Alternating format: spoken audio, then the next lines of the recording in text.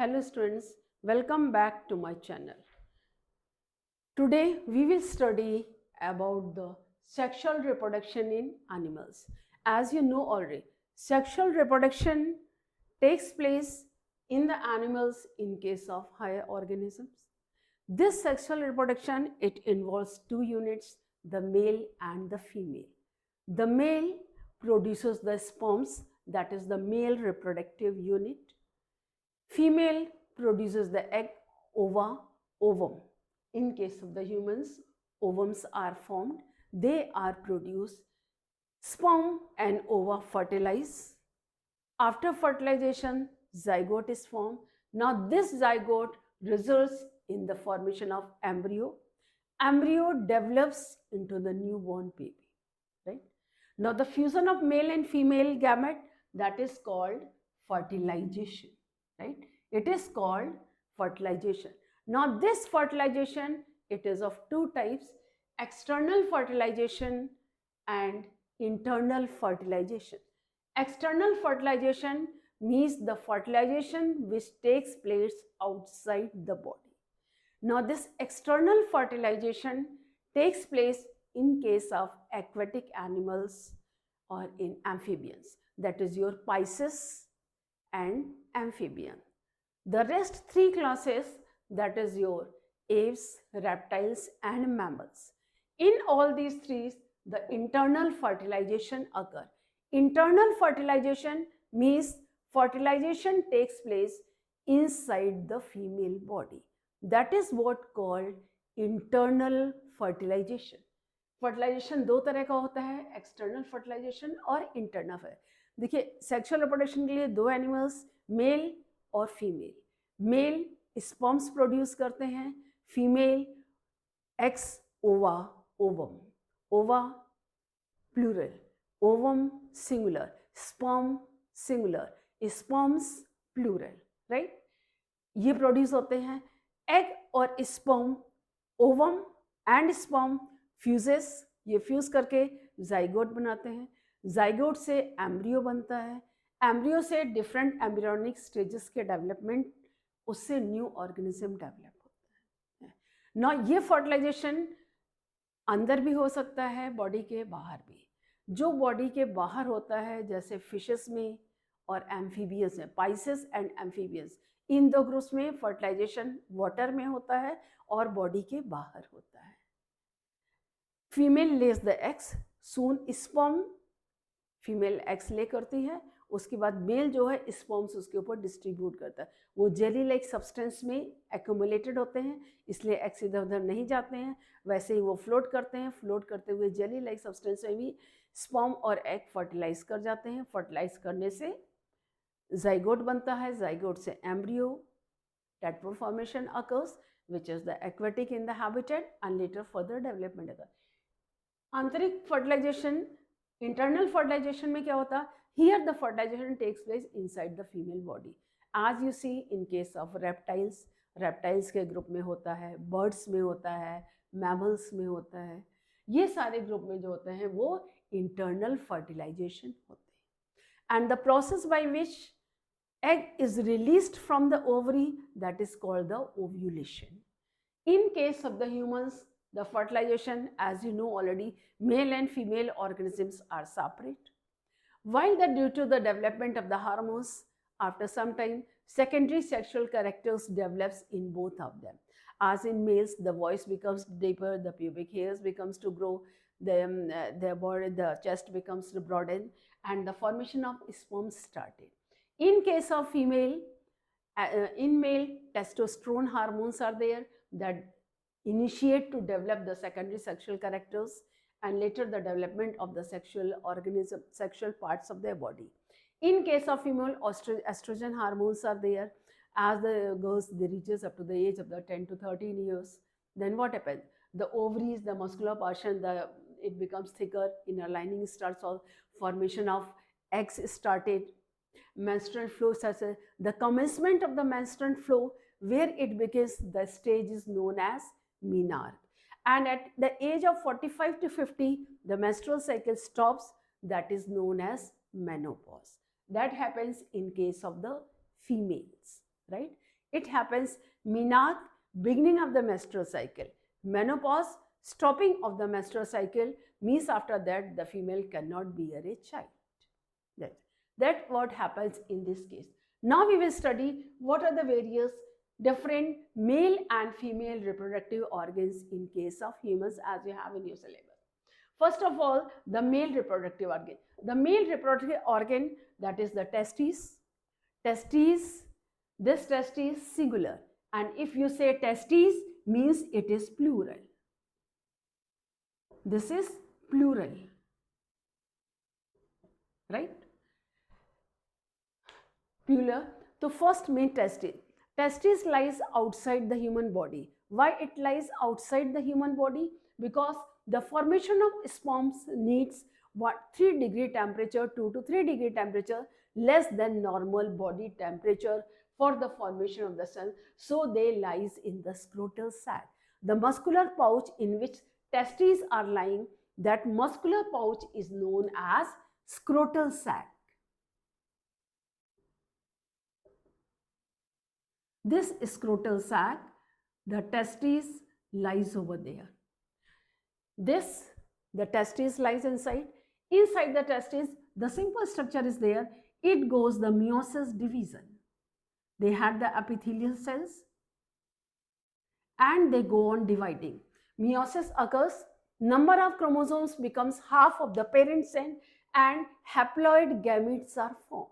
In case of sexual reproduction, haploid gametes are formed. Now these haploid gametes fuse together, then they form the diploid cell.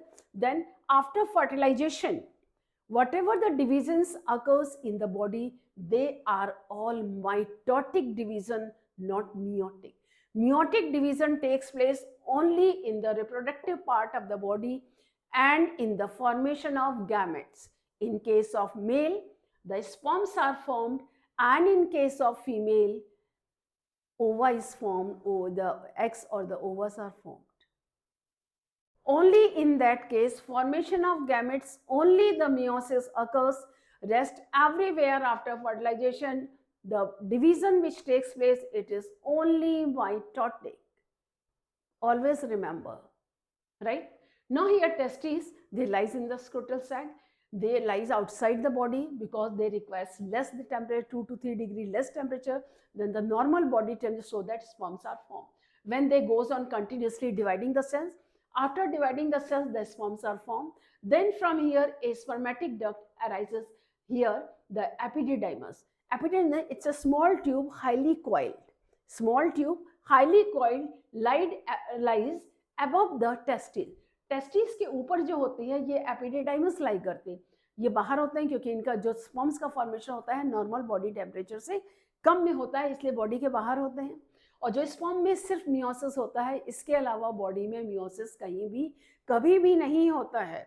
Meiosis division होता है सिर्फ gametes बनने के दौरान. Gametes बनने के अलावा और कभी भी बॉडी में कहीं भी कोई भी डिवीजन होगा तो वो हमेशा माइटोटिक होगा, माइटोसिस होगा. मियोटिक कभी नहीं. मियोटिक डिवीजन सिर्फ एक बार होता है.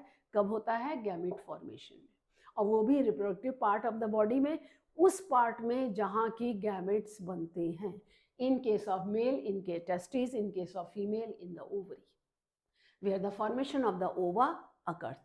मेल्स में sperms throughout the life form करते हैं, खाली इनकी स्पीड उम्र के साथ थोड़ी कम हो जाती है. स्पर्म्स यहाँ से फॉर्म हुए तो जो स्पर्म फॉर्म होते हैं पहले इनिशियल स्टेज पे ये इमेच्योर होते हैं.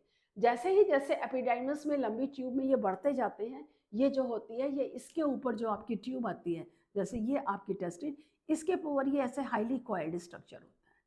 तो जितनी देर तक ये कॉइल करके मूव करके अराउंड ये मूव करता है तो उसी में ये मैच्योर भी होते जाते हैं, हम जस्ट आते हैं. और उसके बाद ये स्पर्म डक्ट या वास डिफरेंस, इसको वास डिफरेंस भी बोलते हैं. स्पर्म डक्ट और वास डिफरेंस ये एक ही चीज होती है. स्पर्म डक्ट से पास होंगे, पास होकर के ये यूरेथ्रा के ट्यूब में जाते हैं. इसके बाद यहाँ सेमिनल, अगर बहुत ज़्यादा प्रेशर होता है तो सेमिनल वेसाइकल में भी ये थोड़ी देर के लिए स्टोर होते हैं, और अगर नहीं होगा सर तो सेमिनल वेसाइकल के थ्रू यूरेथ्रा में जाएंगे और यूरेथ्रा से ये थोड़ा जो है अपने आप बाहर आ जाते हैं. ये फॉर्मेशन कंटिन्यूस होता है, हमेशा होता है, और जैसे ही ये फॉर्म होते हैं ये बॉडी से बाहर आते हैं, ये अंदर एक्यूमुलेट नहीं हो सकते हैं, सिर्फ कुछ देर के लिए आएगा, तो इसके लिए अपने आप नाइटफॉल या नॉक्टर्नल एमिशन होता है, तो that is not any problem, it is a normal process. That initial stages when the sperm formation occurs, the some problem may be arises और मे नॉट बी देयर, कि nightfall हो गया, कुछ भी हो गया, तो ये कोई प्रॉब्लम नहीं है, ये नेचुरल प्रोसेस है. Sperms are formed in the testes, then they passes through the epididymis. Epididymis ये was difference में आते हैं. Sperm duct, through the sperm duct they also accumulate in the seminal vesicle. Seminal vesicle के बाद ये इसमें urethra में जाते हैं, और यूरेथ्रा से टेस्टिकल्स के थ्रू ये बाहर आते हैं. That is the main formation of sperms. It passes sperm duct. It passes sperms from testes into the urethra. Urethra lies between the sperm duct and the penis. In the penis only the urethra also carries the urine. It arises from the urinary bladder, जो कि urine pass करने का और sperm पास करने का दोनों का passage एक ही होता है, दोनों से स्पर्म पास होते हैं. That is what the male reproductive. Now we come to the female reproductive. Now in case of female reproductive organs, what happens here? Female, the main reproductive organ is ovary. In case of female, as I told you, menarche, that is the beginning of the menstruation, occurs in the ovary. Ovary का भी structure basically ये same ही होता है, इसमें भी ऐसे sales होते हैं, लेकिन इसमें क्या होता है, एग फॉर्मेशन स्टार्ट्स होते हैं. जनरली ओवुलेशन 1500 से 1700 दिन का ही टाइम होता है जिसमें कि ब्लीडिंग होती है. इससे 1500 से कम दिन नहीं होगी, 1700 से ज़्यादा दिन ब्लीडिंग नहीं होती. इसमें हर एक सेल में माइटोसिस होगा, मियोसिस होगा.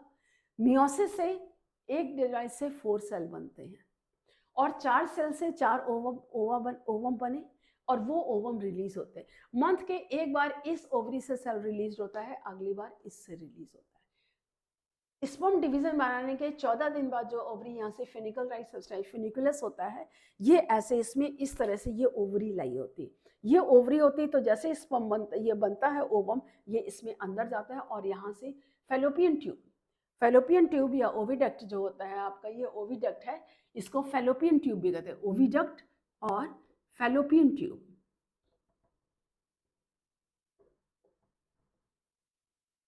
they are one and the same thing. This is only the fallopian tube. इससे होते हुए फर्टिलाइजेशन फैलोपियन ट्यूब में होता है. फर्टिलाइजेशन फैलोपियन ट्यूब में होता है. स्पर्म एंटर वेजाइना के थ्रू करता है, और यहाँ से होते हुए वो फैलोपियन ट्यूब में जाता है. ये मस्कुलर पाउच ऐसा होता है, अंदर से घिरा होता है, ये सॉस स्टडेड होता है. जब फर्टिलाइज हो जाता है तब उसके बाद ये यहाँ आकर के कहीं भी पिट बनाते हैं, पिट बना करके फर्टिलाइजर डेवलप होना शुरू होता है. तो सर्विक्स ये रीजन है जिससे कॉन्स्ट्रिक्शन है, जहाँ पर कि यूट्रस खत्म होता है. ये यूट्रस मस्कुलर पाउच होता है. Vagina is the region from where it is ejaculated outside the body. Vagina से ही हम यूरिन भी पास करते हैं. यूरिन और pass of the urine as well as both of them they are in the same passage. Female reproductive इसमें क्या होता है, मेन खास बात है, as I told you, menarche, that is the beginning of the menstrual period. It starts from 13 and it ends at 45 or to 50 years of the age. जब एक cell divide होकर के इसमें एग फॉर्मेशन हो जाता है, उसके बाद इस सेल की जगह यहाँ पर सिर्फ एक ब्लैक डॉट बनता है, और उसके बाद दोबारा इससे होकर के एग या ओवम नहीं बनेगा.